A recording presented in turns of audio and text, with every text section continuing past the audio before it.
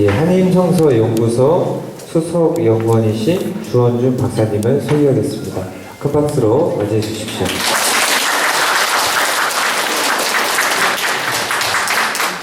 안녕하세요. 반갑습니다. 아, 이렇게 활기찬 성당이 있을 줄이야. 생각도 못하고 있었습니다. 이렇게 역시 우리 소리 주신 분님이야 이렇게 여러분들이 단결하셔서 이렇게 잘 되는 성당인 거를 모르고, 제가 강연 시작하기 전에 늘 이제 하는 말이 있는데요. 우리 천지를 창조하시고 인간을 이렇게 구원해 주신 하느님께서는 아마 태초에 이 강연도 여기서 이렇게 보게되고 성당에서 하라고 미리 다 생각해 주셨던 것 같아요. 우리가 그렇게 세상을 살면 참 미운 사람도 하나도 없고요. 다 모든 인연이 좋고 성장 안에서 일어나는 모든 일이 다 기쁘지 않겠습니까? 그렇게 생각을 하면 강연하는 저도 신나고 드시는 여러분도 신나고, 그래서 그렇게 생각을 하고 제가 여러분들한테 오늘 말씀드릴 것은 가톨릭 평신도를 위한 구약성경 교양 또는 상식 이렇게 되는데요. 구약성경 얘기하면 벌써 구약성경 그러면 구하고 발음하고 약할 때부터 한 반쯤은 좋으세요. 그런데 저는 이제 구약성경에 대해서 본격적인 얘기는 안 드릴 거고, 그 기초적인 얘기 중에서 우리 신자들이 이런 거 한번 생각해 봤으면 좋겠다 하는 거, 그리고 이런 걸 알고 계시면 나중에 구약성경을 읽으실 때 조금 더 도움이 되시는 그런 내용을 여러분한테 말씀드릴 거니까 굳이 적으실 필요도 없고요. 그냥 저희 말씀을 잘 들어주시기만 하면 됩니다. 제 소개를 잠시 드릴게요. 저는 이제 아까 신학 박사라고 말씀드렸는데 독일에서 구약성서학으로 구약학으로 이제 학위를 했어요. 그런데 저는 신부님이 아니고요, 수도자도 아니고 그런 거 한 번도 돼본 적이 없는 평신도예요. 그래서 저 같은 사람들을 평신도 신학자라고 합니다. 그런데 평신도 신학자는 잘 못 들어보셨죠? 네. 한번 따라해보세요. 이게 발음하기도 어려워요. 평신도 신학자. 예, 이런 사람들이 왜 있냐? 그래서 처음에 평신도 신학자가 무엇 하는 사람인지, 그리고 왜 신부님, 수녀님도 아닌 사람이 나와가지고 구약성서도 이렇게 강의하고 성당에서 하는지에 대해서 잠시 말씀드리려고요. 왜 그러냐면 이게 지금 강연 내용과 깊이 연관되어 있기 때문입니다. 여러분, 우리나라 한국 가톨릭 교회가 언제 시작됐죠? 1784년이죠. 그런데 이제 우리는 우리 가톨릭 교회의 역사에 대해서 굉장히 자부심이 높아요. 우리가 선교사도 오지 않았는데 먼저 가가지고 지금 생각해보면 왜 그렇게 불났다고 혼자 이렇게 북경까지 가가지고 이렇게 믿음을 가져오고 이렇게 독자적으로 시작을 했는데, 불행한지 다행한지 최초에 한 100에서 150년 동안은 박해를 받느라고 교회가 제대로 자라질 못했어요. 교회를 건사하는 것도 힘들었고, 신부님 한 분 모시는 것도 힘들었고, 신자들이 자기 공동체를 꾸리는 것도 힘들었어요. 그런데 이제 다행히 지금은 우리 교회가 굉장히 큰 교회가 됐습니다. 1984년에 200주년을 넘었으니까 지금은 몇 년쯤 된 거죠? 한 230년을 지나가고 있는 찰나입니다. 그러니까 200년대는 지나갔고 이제 300년대를 향해서 나아가는 교회입니다. 그러고 보면 이제 적진 않은 건데, 우리나라 5천년 민족사에 되돌아보면 조금 이렇게 큰 건 아니죠, 아직까지. 신자 수가 얼마인지 혹시 아십니까, 여러분? 우리나라가 5천만이라고 하는데요. 저번 인구조사 때 10%, 10.1%, 그러니까 10%에서 11% 왔다 갔다 하는 그 정도가 천주교 신자라고 나왔어요. 물론 냉담률이 포함된 거긴 하지만 그래도 명목상으로 천주교 신자가 500만 명 정도 됩니다. 예전에 제가 교회서 책을 보니까 한때 천주교 신자가 하도 박해를 받아서 전체 교회를 톡톡 털어가지고 10,000명, 15,000, 2만 이 정도밖에 안 됐던 시대도 있었어요. 그런데 500만 시대면은 정말 엄청나게 성장한 거죠. 그리고 앞으로 우리 천주교회는 다행히 사회적인 이미지가 괜찮죠.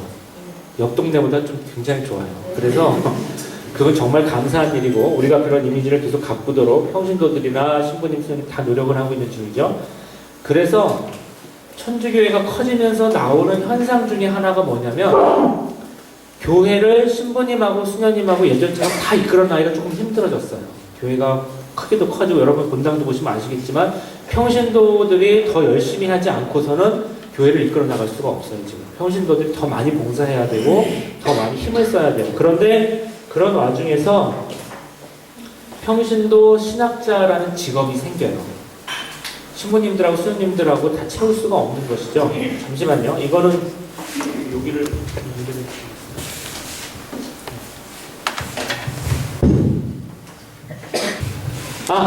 잘 보이세요? 네, 잘 보이시죠? 이제 자, 제 소개를 아까 조금 못 드렸는데 제가 올해 초에 평화방송에 나가서 구약성경에 대해 가지고 26주 동안이나 강의했어요. 반년이나 강의했는데 평화방송 잘 안 보시는 것 같아요. 보셨어요? 네. 보셨구나. 네. 이 얘기 여기 평화방송에 나가서도 제가 그런 얘기를 계속 했는데요. 예전에는 평화방송에도 마찬가지지만 본당에서 이렇게 교육을 하는 것도 전부 다 신부님, 수녀님들 몫이었는데 이제는 공부하는 평신도들이 교회에서 그분들 짐을 좀 덜어드려야 된다. 우리가 도와드려야 된다. 그래서 공부하는 사람들이 평신도 신학자들이 점점 나오고 있는데 외국에서 박사학위를 받은 사람만 해도 벌써 한 20명, 30명이 되는 정도로 해서 늘어나고 있어요.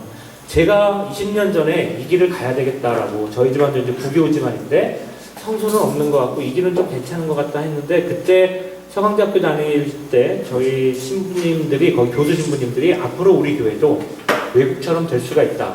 어떻게 해요? 독일에 나가서 보니까 신학 교수님들 중에 절반 정도가 평신도였어요.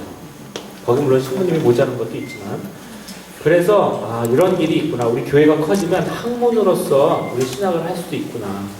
그래서 저는 이거 말고도 아직은 조금 모자르지만 교회 구석구석에 조금 더 많은 평신도들이 전문성을 갖고 왜냐하면 이제 교회가 커져가지고 옛날처럼 약간 이제 주먹구구로 하고 식으로 하고 이제 저면 안 되거든요. 젊은 친구들한테 요즘 취직하기도 어렵고 그런데 물론 교회 안에서 일을 하면은 큰 돈을 벌거나 할 수는 없지만 굉장히 의미 있게 일을 할 수가 있어요. 자기 신앙도 지키면서 이런 일도 우리 교회가 커지면 한번 도전해 볼 수 있다 하는 그런 말씀을 좀 드리면서 강연을 시작하도록 하겠습니다. 잘 생각해 보시면요, 평신도로서 교회 안에서 할 수 없는 게 거의 없어요. 오히려 우리 마음속에 나는 평신도로서 여기까지만 해야지 하고 어떤 신앙의 벽을 그어놓는 것. 그게 오히려 우리한테 더 있지 않나. 젊은 신앙인일수록 교회 잘 안 나오긴 하지만은 그래도 개 중에는 그래도 내가 평신도로서 여기까지도 할 수 있어 라고 생각하는 분들이 더 많아졌으면 좋겠습니다. 두 번째로 이제 평신도 교양에 대해서 평신도가 커지면서 여기 넘어갔어. 잠깐만요.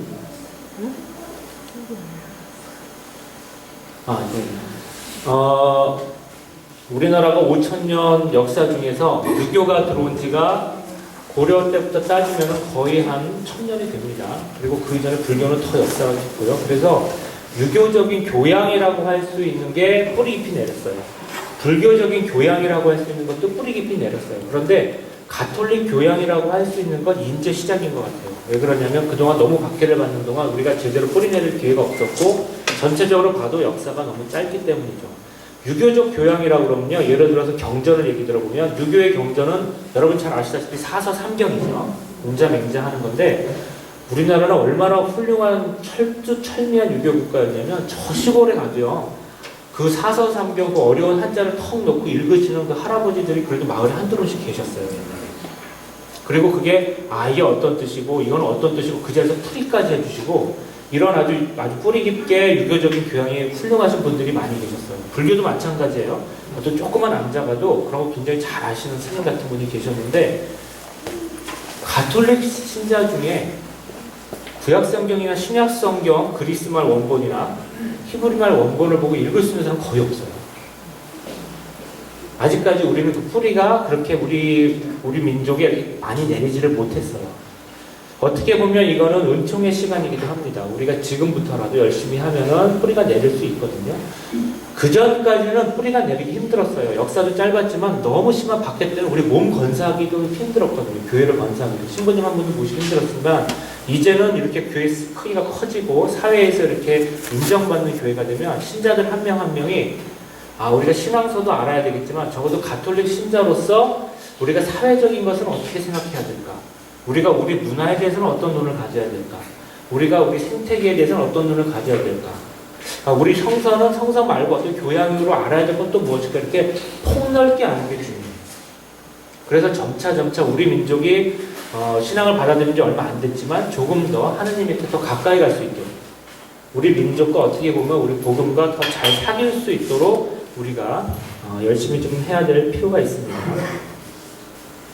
자, 그래서 그렇다면 평신도 교양으로서 우리가 봐야 될 것이 무엇이 있을까? 저는 이제 가톨릭 교양이라고 그러면 교양 그러면은 어떤 사람이 저한테 그렇게 얘기하더라고요. 교양 그러면 백화점 교양 강좌가 생각이 난대요. 구청 교양 강좌. 그래서 그런 교양 말고 신자로서 진짜 알아야 될 상식이나 이런 걸 얘기하는 건데 그게 굉장히 폭이 넓을 것 같아요. 왜 그러냐면 교회는 안 건드리는 데가 없어요. 사회 모든 분야에서 교회는 복음의 얘기를 해야 되거든요. 그래서 신자들이 각 사회 분야에 대해 가지고 복음의 빛으로 보는 가톨릭 교양은 굉장히 폭이 넓을 것 같은데 지금 보면은 아마 타 종교에 대해서 우리가 불교나 아니면 다른 종교에 대해서도 어느 정도 신자로서 교양 있게 알아야 될 것이고 또 우리나라의 문화나 역사나 또 사회에 대해서 더 많이 좀 알아야 될 것 같습니다. 저는 여기서 교양을 다 얘기 드릴 수는 없고 제가 공부할 수 있는 하고 있는 구약 성경에 대해서만 알려드리도록 하겠습니다. 구약 성경에 대해서 제가 지금부터 얘기할 거는 구약 성경이 뭐 무슨 책으로 되어 있다, 뭐 창세기가 내용이 어떻다 이런 얘기가 아니라 그런 얘기 하나도 안 하고요. 되게 재미있을 거예요. 구약 성경과 관련된 다른 이야기만 주로 할 겁니다. 네. 자, 그런 의미에서 이제 구약 성경의 교양 지식을 쓰도록 하겠습니다. 제가 작년에 이런 책을 썼어요. 구약 성경과 신절이라는 책. 오늘 안 들고 와서 좀 죄송합니다. 근데 구약 성경이 몇 년 전에 쓰여졌다고 생각하십니까? 몇 년 전에 쓰여졌을까요? 구약 성경. 예? 예, 손 들고 말씀해 주십시오. 아까 예, 손 들라고 그러면 잘 말씀 안 하시는데. 일단 예수님이 태어나신 지가 2013년 전이죠. 그러니까 그것보다는 더 먼저 쓰여졌겠죠. 그럼 얼마나 먼저? 3,000년. 아니요, 2,000년이 다. 2,000년보다 더 1,000년? 네, 3,000년. 3,000년이 대세인 것 같은데요? 3,000년. 나는 3,000년 같다. 손들어. 다른 분들은? 구약 성경에 대해서 정답을 얘기하기보다 일단 우리가 1,000년이 얼마나 큰 기간인지를 한번 생각해야 돼요. 이게 무지무지하게 큰 기간이에요. 우리가 지금 2000년대 봉우리에 있다고 생각해 보시고 1000년이라는 들판을 지나서 1000년대, AD 1000년에 가기 위해서 얼마나 많은 시간이 되느냐요. 지금 우리가 이제 앞으로 여기 봉우리가 하나 있어요. 그러니까 2000년, 하나에 1000년, 그 다음에 AD 0년 이렇게 되면 중간 봉우리 하나 가기 위해서 한 500년쯤 지나잖아요. 들판을.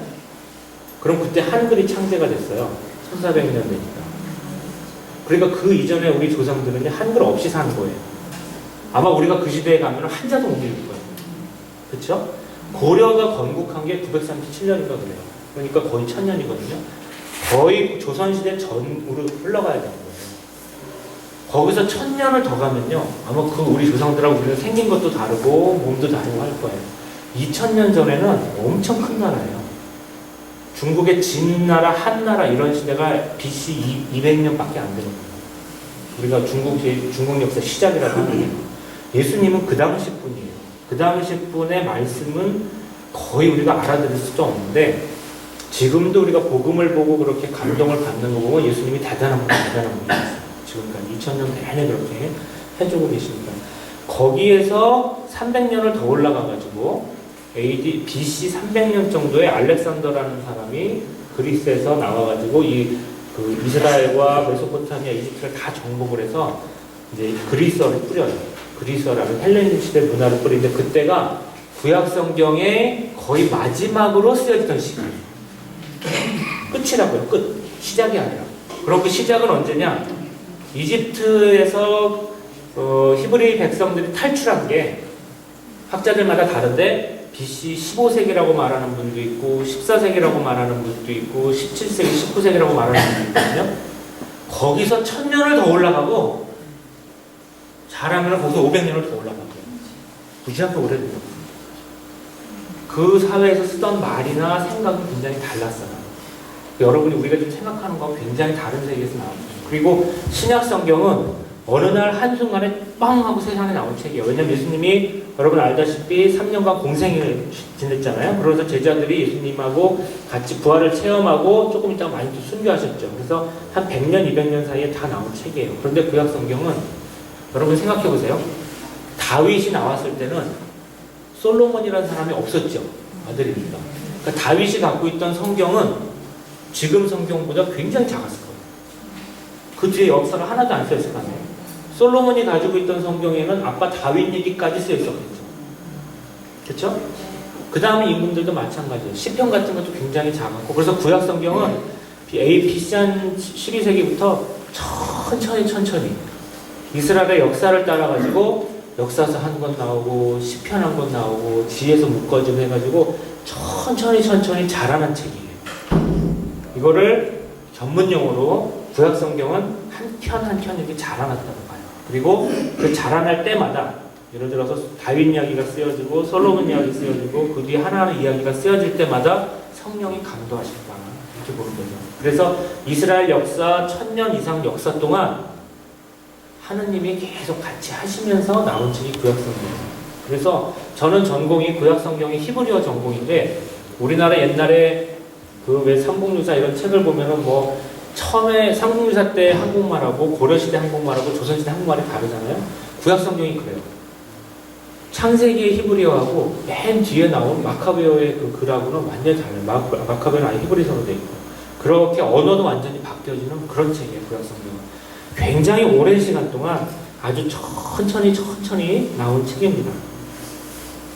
저는 여기서 구약 성경에 관해서 몇 가지 중요한 거를 좀 말씀드리고 그 다음에 중요한 이단에 대해서 한 명을 말씀드리려고 합니다. 이단은 조금 이따 얘기할 텐데 굉장히 중요한 이단이에요. 왜 이단을 말씀드리냐면 보통 이단들은 비슷한 이단이 시대에 따라 또 나와요. 인간은 왜 한번 죄를 짓고 맨날 잊어먹고 또 죄를 짓고 그러잖아요. 비슷해요. 이런 오류가 있어가지고 교회가 한바탕 홍역을 치러가지고 그 이단을 간신히 바로잡으면 한 몇백 년 있다가 또 슬그머니 또 비슷한 사람이 나와가지고 또 바로잡고 그렇게 나오거든요. 그래서 똑같은 오류에 빠지지 않도록 여러분한테 이단 한 명을 그런데 이 사람 되게 똑똑한 사람이라 거기에 대해서 좀 말씀드리려고 합니다. 자, 우선 첫 번째로 구약 성경의 중요성을 말씀드리기 위해서 다소 조금 엉뚱한 이야기를 하려고 합니다. 지금 우리나라 교육을 보면요. 어떤 회사에서도 그렇고 맨날 이렇게 신문 같은 데 보면은 창의성이 중요하다. 스토리가 중요하다. 이런 얘기를 많이 하거든요. 그래서 뭐 싸이 그 노래 하나로 현대자동차 몇 개 팔 돈을 벌었느니 뭐 설국열차 하나 스토리 가지고 돈을 얼마나 벌었느니 이렇게 얘기 나오고 그래서 사람들한테 창의적인 교육을 어떻게 할 것인가 이렇게 얘기를 하고 있는데 사실은 사람들이 답을 알고 있습니다. 창의적인 교육을 하려면 영어 단어를 달달달달 외우게 해서는 안 되고요. 고전을 익혀야 돼요. 그 예로 제가 말씀드리는 게 영화 E.T. 아시죠? 여러분? E.T. 아세요? E.T. 얘기 보면요. E.T.가 하늘에서 내려왔는데 스토리가 이제 우주인이 어쩌다 이렇게 불시착을 했잖아요. 그런데 아이들이 그걸 봤어요. 근데 아이들은 E.T.가 이 착한 외계인이라는 걸 알았어요. 그런데 정부에서는 이놈이 어떻게 좀 해코지랄까 잘 모르니까 이걸 일단 잡아야 되겠다 그래가지고 갑자기 추격전이 벌어져요. 아이들은 E.T.를 보호하려고 그러고 E.T.가 착한 애라는 걸 알고 있는데 정부에서는 나와가지고 막 이상한 군인 같은 사람들한테 E.T.를 잡으려고 하는데 온갖 우여곡절을 다 겪다가 결국은 E.T.가 죽죠. 그랬는데 가까스로 살아나가지고 다시 하늘로 올라갔다 이런 얘기가 E.T. 스토리인데 저 어렸을 때부터 굉장히 재밌게 봤어요. 그런데 저랑 같이 보는 예수의 신부님 한 분이 야 이거 신약 성경이네 그러는 거예요. 그렇죠? 신약 성경의 얘기에 비슷하면 딱 맞아요. 그러니까 하늘에서 내려왔어요. 근데 이분이 착한 분인 거를 마음은 순수한 아이들은 알았어요. 12제자들은 알았어요. 그런데 이스라엘 백성은 몰랐어요. 그래서 오해가 벌어졌어. 그래서 이 사람이 어떻게 좀 위험한 인물인가 보다. 요즘식으로 말하면 국가보안법에 잡힐 놈인가 보다. 종북인가 보다. 그래가지고 막 잡으러 다녔는데 아이들은 알았어요. 제자들은 알았어요. 이분 그런 분이 아니고 이분은 정말 우리한테 빛을 주시는 분이다. 그래서 온갖 논쟁을 하고 막 추격전을 하고 하다가 결국은 아주 안타깝게 돌아가셨어요. 그런데 예수님은 부활하셨고 나중에 사흘 만에 하늘로 올라가셨는데 하늘로 올라가시는 것을 아이들, 제자들만 알고 있었죠. 혹시 모르죠? 이 D2탄에 나면 또다시 재립하실지. 그러면서 그 신부님이 저한테 그때 해주신 말씀이 뭐냐면, 신약성서 이야기는 웬만한 서양 사람들은 다 안다. 교회 안 나가도. 그런데 우리 머릿속에 그런 머리 구조가 있어요. 신약성서를 알고 있기 때문에 알게 모르게 그 신약성서 이야기 스토리를 그렇게 건드리면 사람들이 공감하게 돼요. 미리 알고 있으니까 그 이야기를. 여러분들 아줌마들 여기 많이 계시는 것 같으시죠? 자매님들 연속곡 좋아하시죠? 우리나라 연속곡 보면요, 어떤 때는 홍제파츠 이야기 같다가, 어떤 때는 빨강머리 이한 얘기 같다가, 어떤 때는 장화홍련 이야기 같다가, 어떤 때는 신데렐라 이야기로 끝나는가, 이렇게 해가지고 이야기가 막 섞여 있죠. 왜 그러냐면 아주 새로운 이야기를 만드는 건 힘들기도 하거니와 사람들이 그 이런 아주 정말 새로운 이야기를 해주면 엉뚱하다고 생각을 해서 잘 안 봐요. 오히려 아주 많은 얘기를 살짝 코드를 건드린다고 하죠. 그렇게 코드를 홍즈파츠 코드도 살짝 건드리고, 신데렐라 이야기 코드도 살짝 건드리고, 이렇게 해가지고 코드를 건드려주면 사람들이 재밌다 그러면서 보거든요. 그래서 훌륭한 작품일수록 거기에 옛날 고전의 코드가 녹아있어요. 그거를 이제 문학 비평하는 학자들이나 이런 사람들은 그걸 아주 치밀하게 밝히죠. 이런 문학적 코드가 여기 이렇게 잘 녹여져. 그러니까 이티 영화는 아무것도 모르고 보고 있다가 사람들이 그냥 그렇게 공감을 해버린 거예요. 그렇게 되면은 아이들한테 우리가 스토리가 아까 중요하다고 그랬고 창의성이 중요하다고 그랬는데, 하나의 창의성 있는 작품을 만들어도 그런 이야기 코드를 넣으면 되겠다. 그런데 이게 나이 들어서 일부러 넣으려고 그러면요, 사람들이 그런 작품을 보고 뭐라고 그러냐면 유치하다고 그래요. 너무 티나게 하면 안 돼요. 알듯 모르듯하게 들어가가지고 우리를 재밌게 만들어야 되는데, 그러려면 아주 어렸을 때부터 그 고전을 자기 몸에 체화하고 있어야 돼요. 잘 알고 있어야 돼요. 작가가. 그 스토리를 만드는 사람이, 야, 이거 홍제파츠도 요새 인기 있는 것 같고 장황용도 인기 있는 것 같으니까 이걸 적당히 버무려가지고 뭐 얘기 하나 만들어보자 하고 나오면은 그런 게 잘 성공 안 해요. 작가가 옛날부터 훌륭한 이야기들을 잘 알고 있고 고전을 어렸을 때부터 읽은 사람이 어느 날 이렇게 내오면은 그게 이제 작품이 되는 것이죠. 자기가 소화하고 있어야 되거든요. 그런데 이걸 이제 저만 이야기하는 게 아니라 훌륭한 작가들, 문인들은 다 이야기하는 거예요. 대작가들은 어렸을 때부터 고전을 익혀야지 그런 게 나온다. 그런데 그 사람들이 읽어야 되는 고전으로 최고로 치는 게 뭐냐면 성경이에요. 구약 성경을 읽으면 돼요. 구약 성경에 다윗 이야기도 있죠. 솔로몬 이야기도 있죠. 뭐 온갖 이야기들이, 신약 성경은 예수님 한 분이 주인공이 돼가지고 쫙 처음부터 끝까지 이렇게 나오지만 구약 성경은 온갖 사람들이 다 나와요. 별별 이야기가 다 있어요. 에스테르기도 있죠. 요나같이 뱃속에 물고기 들어갔다 나오는 이야기도 있죠. 엘리사는 막 죽은 사람 살리기도 하고 막 승천하기도 하고 엘리하고 막, 그리고 바알 사제들하고 막 갈멜산에서 전투한 이야기도 있고 별별 이야기가 다 있거든요. 어렸을 때 그런 이야기를 익히세요. 아이들한테.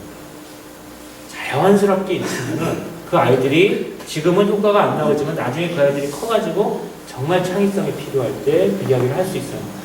저는 전공이 구약 성경이라서 다행히 그런 얘기들 몇 개를 잘 알고 있죠. 그런데 제 경험을 말씀드리면 독일에서 공부할 때 요즘 유럽 애들도 상당히 열심히 나가지 않으면 그런 이야기 잘 몰라요. 걔네들랑 비슷해서 무슨 드라마나 뭐 로봇 이런 건 잘 알아도 구약 성경 뭐 얘기 들은 것 같기도 하고 우리보다는 조금 낫죠. 그래도 교육을 하니까. 그래도 안 들은 것 같기도 그런데 제가 가가지고 애들한테 전공자니까 그 구약 성경 이야기는 이 얘기야. 그건 엘리사 이야기가 아니고 그건 엘리야 이야기야. 그 얘기는 에스트리기에 나와서 이렇게 얘기해주면 걔들이 저를 다 싫어요. 자기네 고전을 알고 있다. 만약에 우리나라에 어떤 외국인이 와가지고 그냥 한국말 떠들떠들 하는 정도가 아니라 내가 저기 삼국유사 이런 이야기가 있지 않습니까? 뭐 이런 박혁거스는 아래서 나오지 않습니까? 이렇게 해가지고 딱 얘기하면은 그 사람 굉장히 좀 구형이 있어 보이겠죠. 이 사람 그래도 우리나라를 조금 이렇게 알고 있구나 하고. 지금은 서양 사람들이 주도하는 세대가 돼가지고 어렸을 때부터 그런 구약 성경의 얘기를 만약에 잘 알고 있는 사람이 되면 앞으로는 이제 여러분 자녀들은 국제화 시대에 살아야 되는데 그런 이야기들을 가지고 적어도 그들보다 모르긴 해도 잘 알아듣기는 할 수 있을 거예요. 이렇게 교양 있는 사람으로 될 수가 있다고 생각합니다. 그래서 어린 나이에 클래식을 읽어야 되는데 참 이게 어려워요. 애들이 책을 안 읽어요. 그래서 하여튼 열심히 노력해 보십시오. 집에서. 요즘 아이들은 어떻게 해야 될지 저는 모르겠습니다. 또 하나는 구약 성경을 쓴 사람 민족은 유다인들이죠. 유다인들인데 이제 우리 가톨릭 교회 공식 용어 하나를 말씀드리고 나면 유다인이란 말이 있고 유태인이란 말이 있고 유대인이란 말이 있어요. 어느 게 맞는 말이죠? 예, 유다인이 맞아요. 정확히 빨간 얼굴 잘 정확히 맞추셨어요. 유다인이 맞아요. 왜 맞냐면요. 한문으로 이게 원래 유다인이란 말은 그 히브리 말 여후다라는 말이에요. 여후다의 자손들 해가지고 여후다임 그 말인데 이 말을 그러니까 이 여후다는 우리말로 유다예요. 유다의 구약성경의 유다의 자손들이라는 뜻인데 이거를 옛날에 우리나라 사람들이 중국말을 빌려서 썼기 때문에 유태라고 적었어요. 한문이에요. 유태라는 말은. 유태라는 말을 쓸 때 쓰던 말들은 지금 다 안 써요. 그리스도를 그때 기독이라고 적었어요. 그래서 그리스도교하고 기독교는 같은 말이 된 게 그리스도라는 말을 안 썼으니까. 그때 바오로를 보록이라고 했었고요. 보록. 마르크스는 마극사라고 그랬고 예수는 야소라고 그랬어요. 다 한자를 갖다 썼을 때. 그리고 지금은 그런 말들 다 안 써요. 우리가 우리나라 말이 있으니까 우리나라 한글 가지고 다 쓰는데 일부 말이 남아가지고 아직도 우리가 습관적으로 우리 말을 좀 더 사랑해야 되겠죠. 그래서 쓰는 말이 뭐가 있냐면 기독이란 말이죠. 그래서 우리 가톨릭교에서는 이제 기독교라고 안 하고 우리가 그리스도교다 이렇게 얘기하고 있죠. 또 하나는 유태라는 말을 이제 안 쓰고 유태라는 말을 안 쓰니까 일부 사람들이 유대라고 적어요. 근데 이것도 틀린 말이에요. 원래는 유다의 자손들이기 때문에 유다인이 맞아서 가톨릭 교회 그 주교회의에서 공식 용어로 유다교, 유다인 이렇게 해가지고 공식 용어를 정했으니까 어디 가서 헷갈리지 마세요. 다시 한번 해볼까요? 그러면 유다인, 유다교, 네, 이제 그걸 쓰시면 됩니다.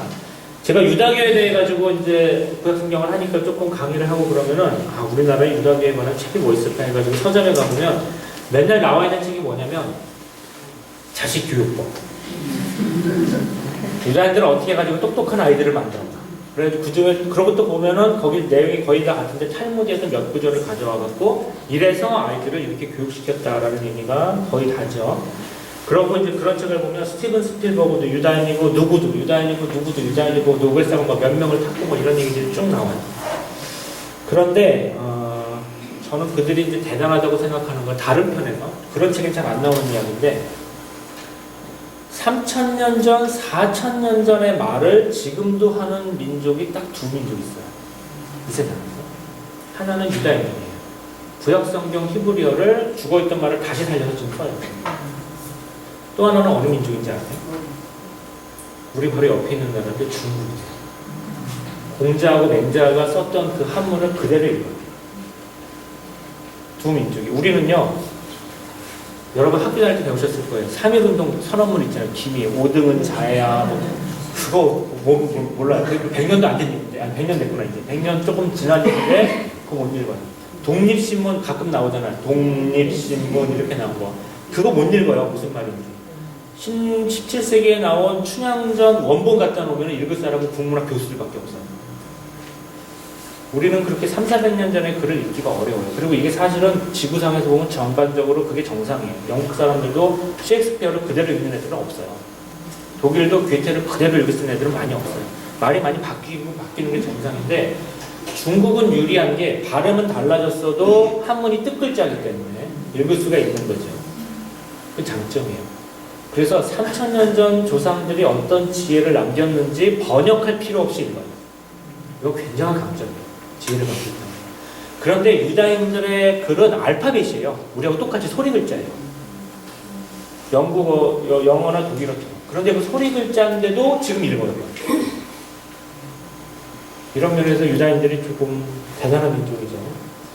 그런데 이 사람들이 그러면은 글을 어떻게 교육시키냐. 그래서 여러분들한테 구약성서 시대부터 내려오는 글교육 방법을 말씀드리려고 합니다.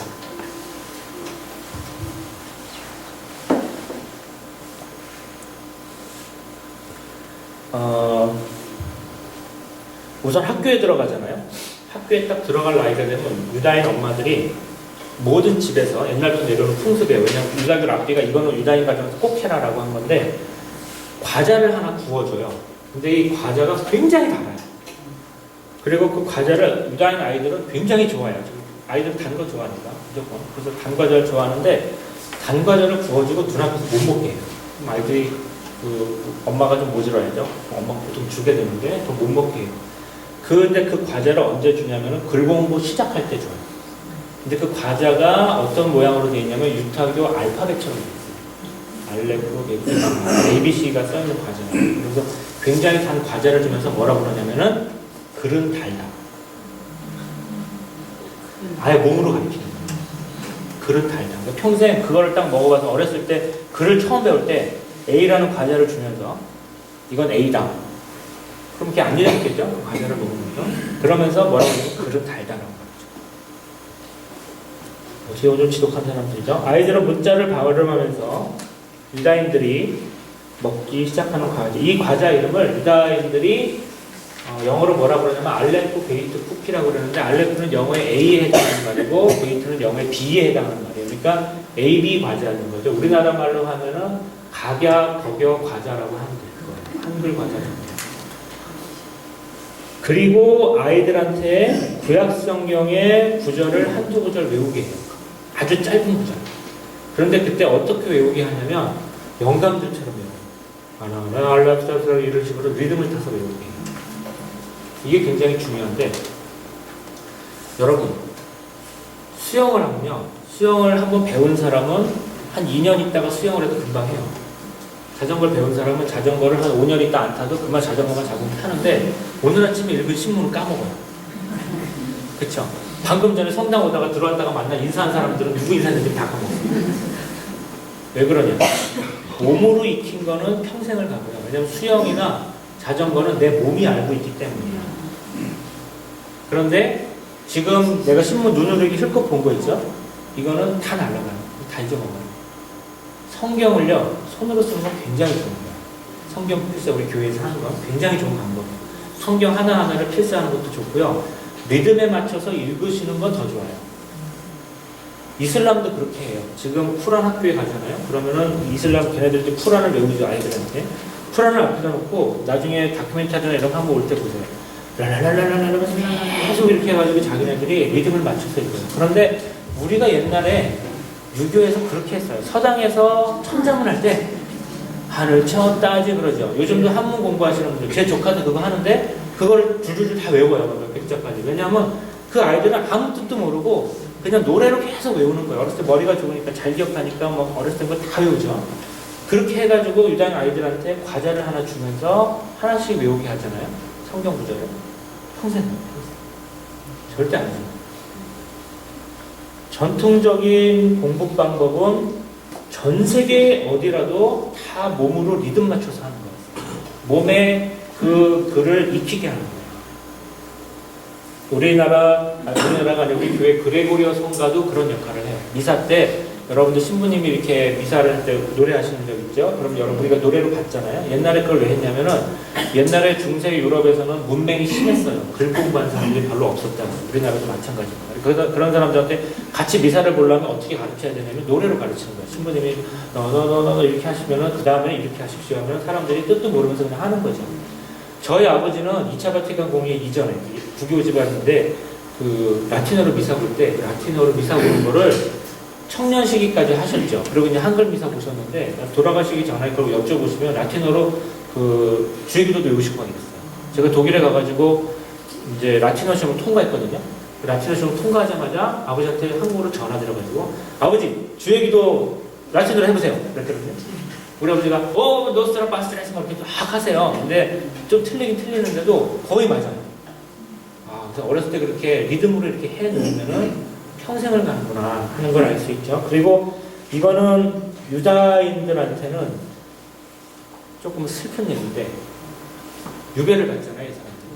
바빌론으로 유배 갔죠. 유배를 3번 갔어요. 언제 갔냐면 처음에 이집트로, 그러니까 창세기 38장에서 50장까지 나오는 요셉 그때 가나안이 기근이 들어서 이집트로 갔었죠. 그게 첫 번째 유배라고 보고요. 그리고 거기서 하느님이 이제 탈출시켜주고 해방시켜가지고 이스라엘 땅으로 돌아갔죠. 그 다음에 바빌론 유배가 있었죠. 그리고 다시 하느님이 해방시켜주셨죠. 그래서 두 번째 해방 때 사실은 유다인들이 믿음이 더 강해졌어요. 우리가 열심히 믿으면 우리는 선택받은 민족이니까 하느님께서는 신의를 저버리지 않으신다. 인간은 배신을 할 수 있어도 하느님은 배신하지 않으신다. 이거를 그래서 그때 믿음이 더 한 단계 도약하게 됐는데, 세 번째 유배는 이제 그 2000년 동안 떠돈 유배죠. 1960년대 다시 지금 이스라엘 가서 만든. 그래서 지금 이스라엘 사람들이 자기네 종교에 아주 똘똘똘 뭉쳐 있는 거예요. 결국은 돌아오게 해주셨다. 그런데 유배 때, 유배를 간다는 건요, 우리나라가 일제 식민지 겪은 거하고는 비교할 수 없을 정도로 힘든 상황을 맞는 거예요.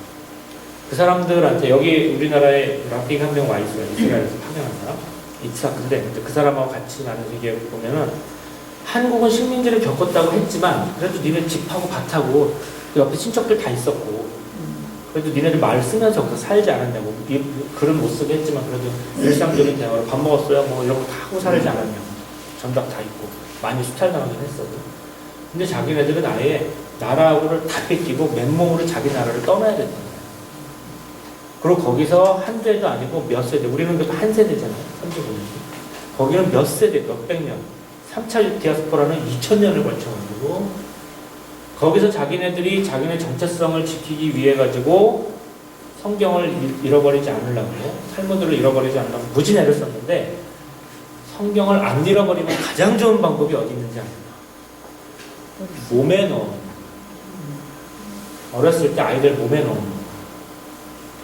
그러면은 어떤 데서는 유다인들이 건강해서 잘 살기도 했지만 어떤 데서는 또 몰살도 당하기도 하고 이랬거든요.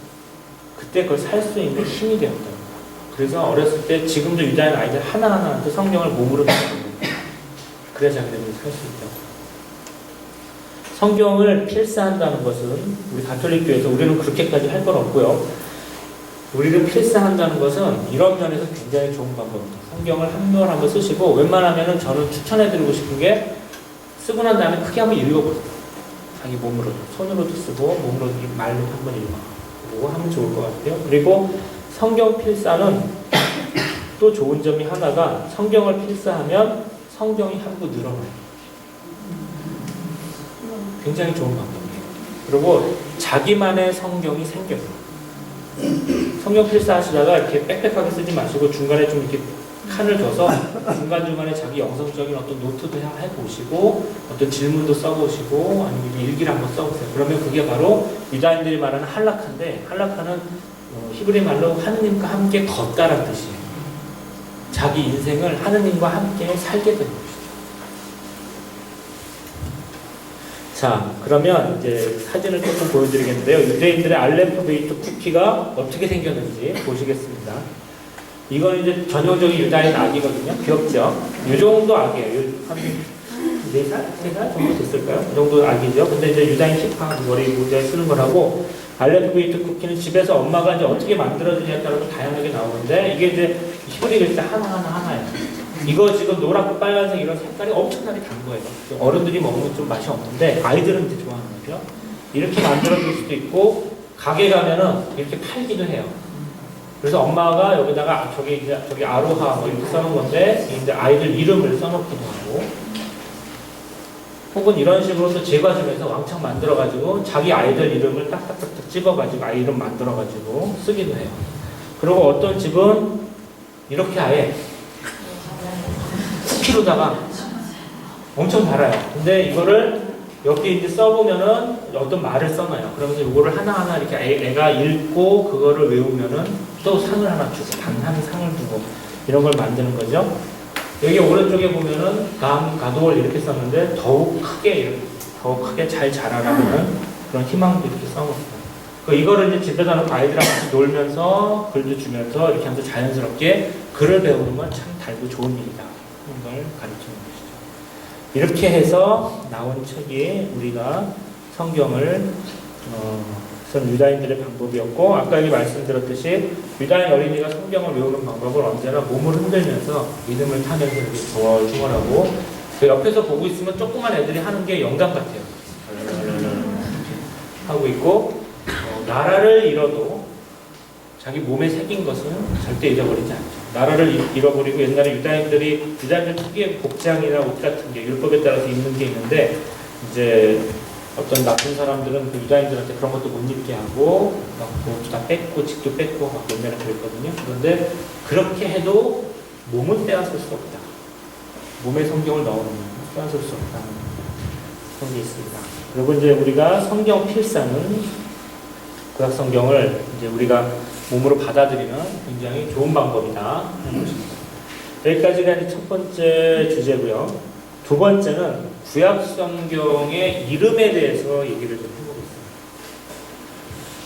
우리는 흔히 구약 성경이라고 하는데 구약이 무슨 뜻이죠? 옛 약속이라는 뜻이에요. 신약은 새 약속. 구약, 신약 이렇게 얘기하면요. 옛날에는 이렇게 부르지 않았어요.